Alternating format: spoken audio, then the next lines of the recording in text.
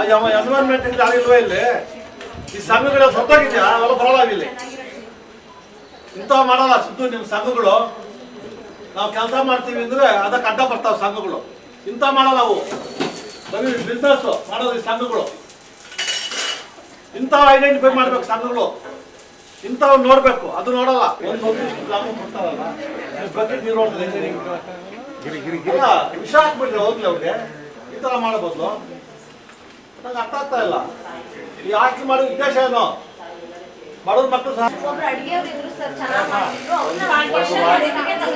ಒಂದು ವಾರ 10 ವರ್ಷ ವೇಟ್ ಮಾಡಿ